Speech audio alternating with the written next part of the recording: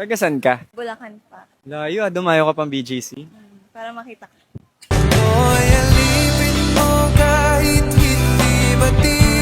What's your name? Aubrey Velada po. Ano nickname mo? Oh. Ang hirap pa. Ob? Oh. Baby na lang ako. Ikaw ay mahalaga sa... Baby, anong ginagawa mo sa buhay?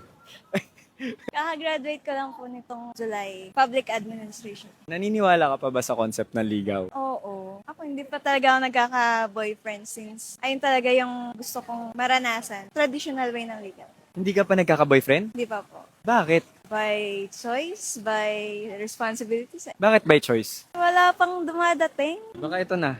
Sa'yo yakap ako'y nasasabi. Paano ba yung ligaw para sa'yo? Ano yung ligaw na gusto mo? Kilalanin yung family. Kamag-anak mo yung kasama mo ngayon, di ba? Yes, mga pinsang ko. Sa kanila na ako magsisimula. Sa piling mo ako ay masaya.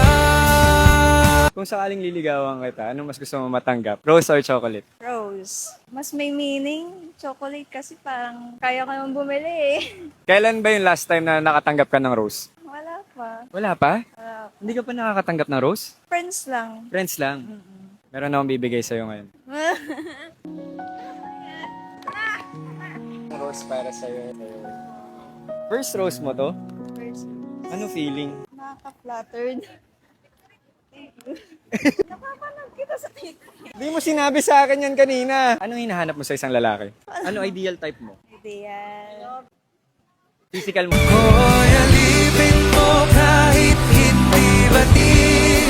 Pwede ng first. Pwede, pwede. Sa'yo yakap ako'y nasasabi.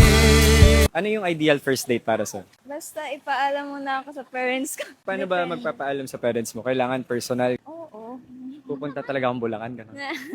Kaya mo ba? Pag ginawa ko talaga. Meron na akong inaaral na magic trick. Yung magic daw na to, makaka-feel ka ng spark. Baka kuryente yan. Sabihin mo sa akin, Tet, meron na. Wala. Wala. Isa pa. Sa'yo yakap ako'y nasasabi. Wala, ba't ka namumula? Ang cute. Anong mas sweet pakinggan? I love you o mahal kita? Mahal kita. Mas na-appreciate kasi sariling lingwahe. Mahal kita, baby. Pagkat ikaw lang ang nais makatabi.